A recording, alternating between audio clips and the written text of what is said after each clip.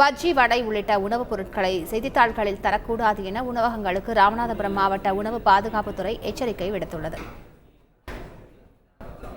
இதெல்லாம் செய்தித்தாளில் மடித்து அந்த இதோட அப்படியே கொடுக்குறாங்க. இப்போ அதை நம்ம உணவு பாதுகாப்புத்துறையில் ஸ்ட்ரிக்டாக வார்ன் பண்ணி அவங்களுக்கு மீட்டிங்ஸ் எல்லாம் போட்டு அவங்களுக்கு அவேர்னஸ் கொடுத்து அது மாதிரி பண்ணக்கூடாதுன்னு சொல்கிறோம். ஏன்னா அதில் லெட்டுங்கிற ஒரு இங்கு, அந்த இங்க் லெட்னால செய்யப்பட்டது.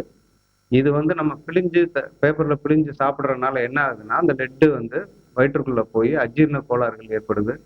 இது ரொம்ப ஜாஸ்தி யூஸ் பண்ணுறப்போ கேன்சர் போன்ற வியாதிகள்லாம் வரனால நம்ம இதை ஸ்ட்ரிக்டாக எஃப்எஸ்ஐலையும் சரி நம்ம தமிழக அரசுலையும் இதை கொஞ்சம் ஸ்ட்ரிக்டாக பார்க்க சொல்கிறாங்க.